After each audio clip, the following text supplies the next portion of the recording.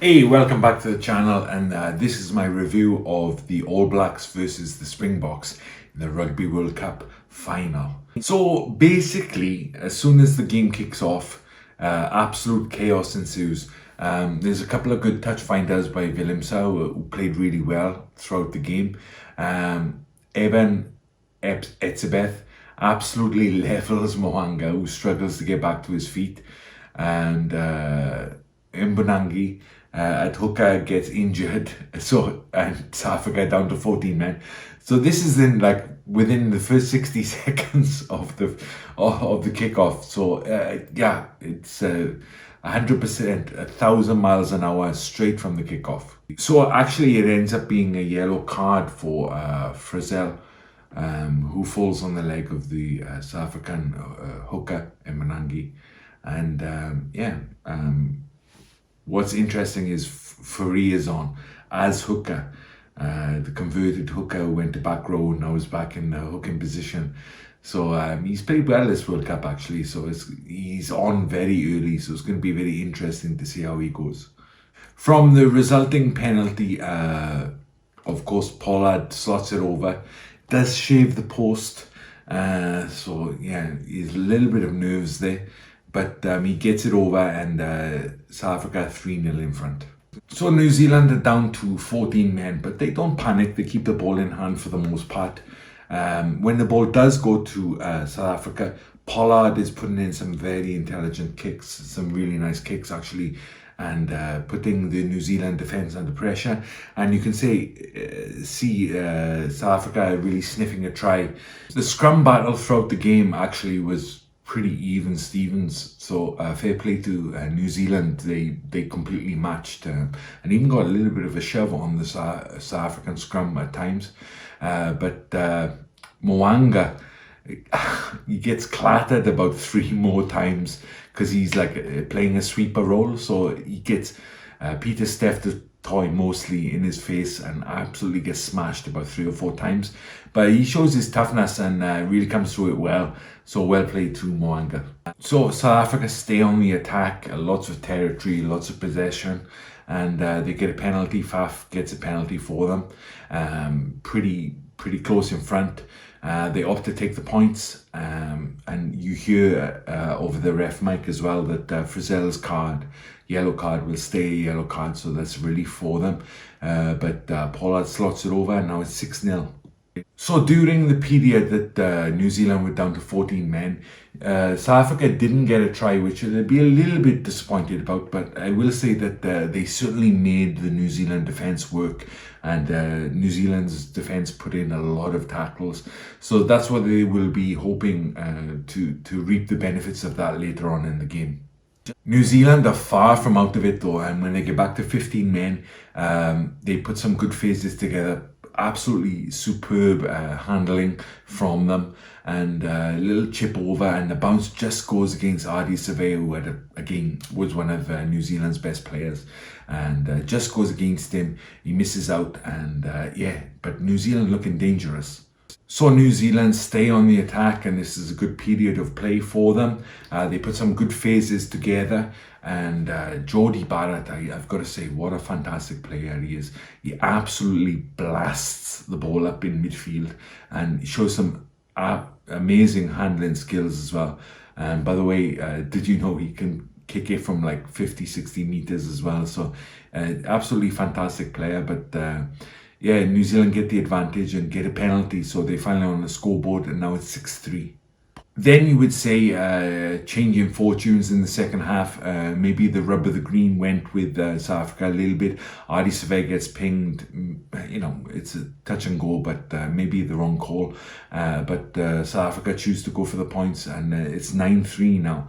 So yeah, they're pulling away slowly from the New Zealand team. It's a pretty even match, and New Zealand are on the attack again, but then, oh no, Sam Cane makes contact with the head, with his shoulder, and instantly Barnes goes to the yellow and a referral, and it's not looking good for him, to be honest. No real mitigation in it, so let's see what happens with that. So there's about 10 minutes to go until half time, and it's pretty evenly matched. South Africa have had the better of it, no doubt, but New Zealand is still in it. But with the captain off, there's a few players that really need to take control of this game for New Zealand and try and get them back in the match, because when they play, they can certainly test the South African defense. Great play from South Africa. They play it right. They keep New Zealand pinned back in their own half, make them play out of their own territory, and they get a reward for it, and they get a penalty again within kickable distance. And while the kick is going on, you get the word that Sam Cane's yellow card has been upgraded to a red. So devastating news for New Zealand and for Sam Cane personally as well. But can't really argue with it. I think it's fair enough. A little bit careless, but disappointing for the final. But there we are. South Africa kicked the points, and it's 12-3. So just before the half-time whistle, New Zealand start to really test the South African defense again, and that man Talia on the wing, he had a great game. I called it before the match a little bit, saying he's so hard to put down, and it proved to be the case this match. He had a fantastic game, and what I liked about it is he was always busy, he was always looking for work, he was always coming in field, looking for carries, and up against a very stiff opposition defense. But he made a difference just before the halftime whistle. New Zealand looked like they could have just got over for the try, but they settled for the 3 points instead, and so it's 12-6. But at halftime, obviously the big talking point is the red card, but it is what it is. So you just got to get on with it. For South Africa, I will say Steph Toy is playing like a man possessed, absolutely smashing everybody. And one of the players he did smash, who's also having a great game, is Jody Barrett, just firing it up in midfield. I think Moanga is defensively again. That's one of his strengths, and he's been really good. Talia has been a danger. Willemse has played well at fullback. So Pollard, running the show and doing really well. So a lot of players are playing well. New Zealand, even though they're down to 14 men, they're still in this game. So the second half is going to be a massive mountain for both teams to climb. I can't wait to watch it. Again, drama from the kickoff at the second half. It was nice to see Thor Vermeulen speaking to the players. He's one of the old heads now, so he's geeing the players up before the kickoff of the second half. Great to see that they've got leaders on the park. But almost instantly from the kickoff, the ball falls to Khaleesi, and you're like, oh my, this is going to be amazing. Khaleesi's going to get over, and I think he had a little bit of too much of a sniff of the line there, and he just goes for it. But you thought, are they going to score straight off the kickoff virtually? But no, it ends up being a dropout from underneath the post for New Zealand. But drama instantly from the kickoff. And I will say that Moanga is the player that makes a double tackle. He tackles Khaleesi and then gets up and makes another tackle to hold the ball up. And his defensive game is like unrivaled, I think, as a 10. He's really fantastic defensively, and deserves a lot of credit for the way he played in this game.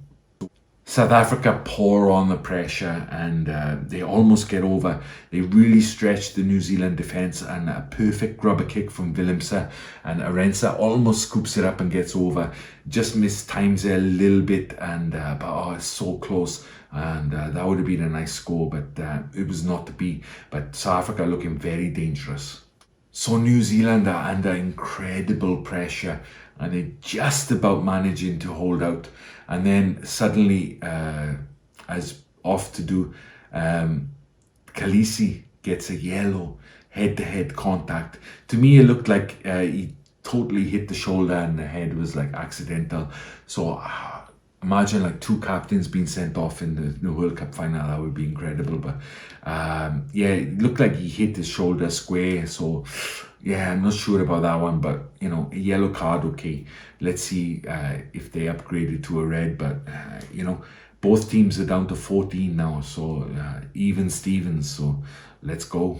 A break out of nowhere from New Zealand. Mo'unga goose steps the South African defence and goes on the outside, and who's on the inside? Of course, that man, Peter Pan, Aaron Smith, and gets over for a try, but no, they call it back, and yeah, rightfully so. It ends up not being a try, but oh, so close. So New Zealand still have that ability to just break out and do something.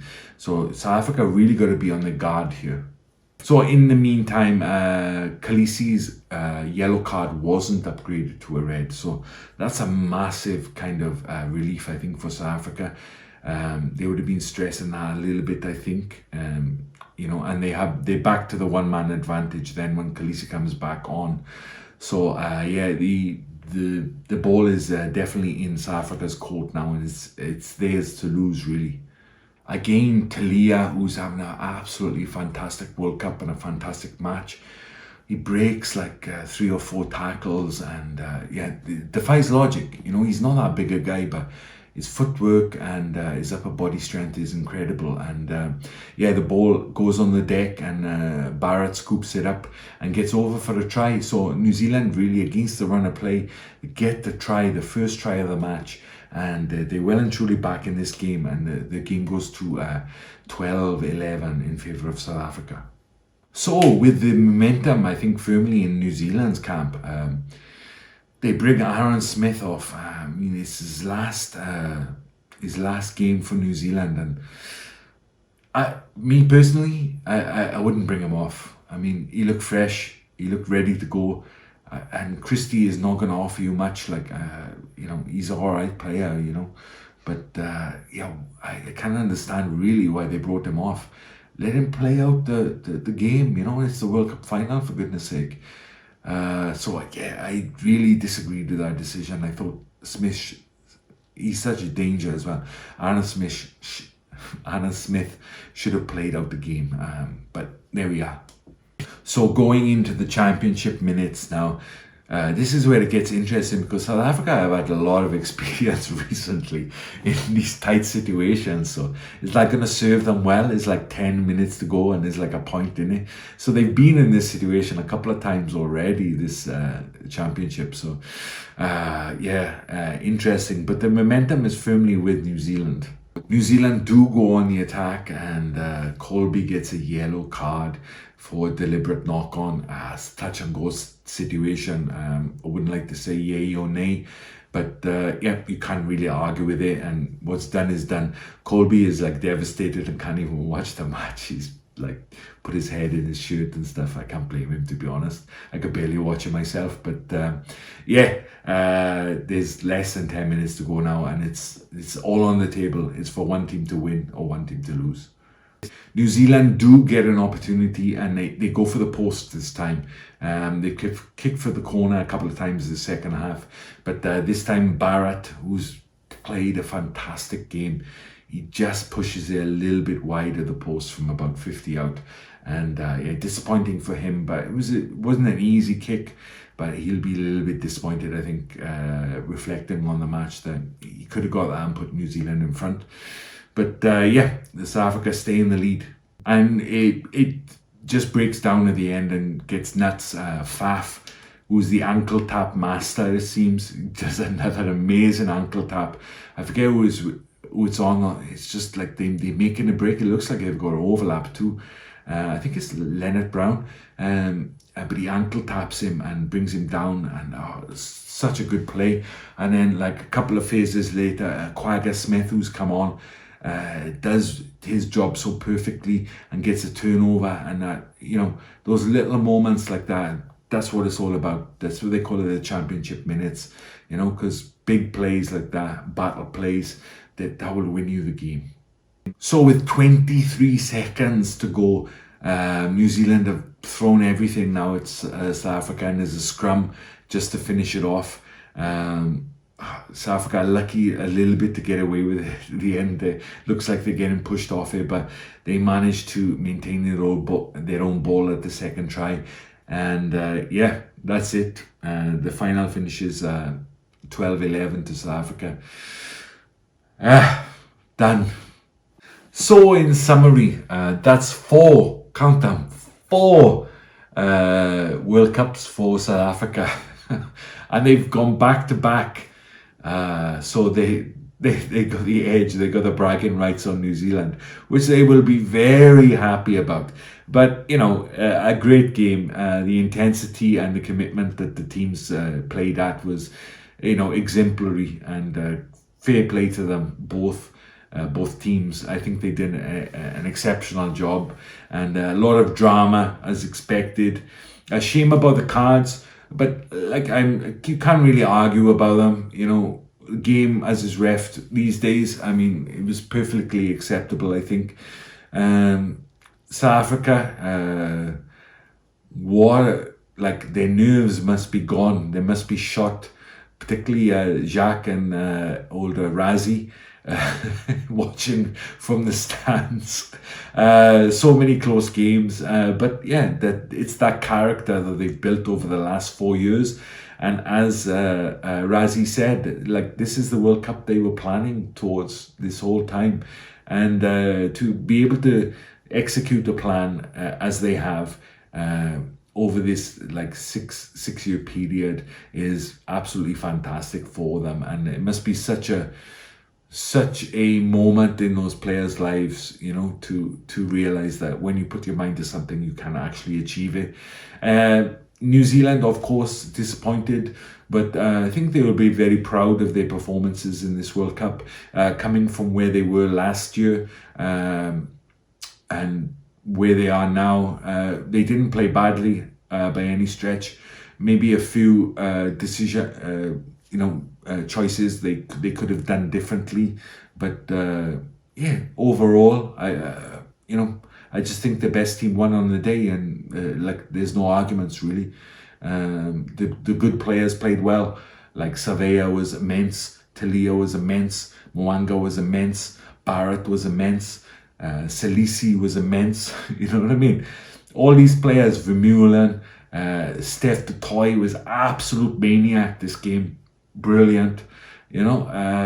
Willemse, I'm glad to see he had a good game. So I could go on and on, but yeah, I loved it. It was the World Cup final. What am I going to say? So if you've made it this far, thank you very much for watching the video, and please like, subscribe, all that good stuff, and I'll see you for the next one. Bye bye.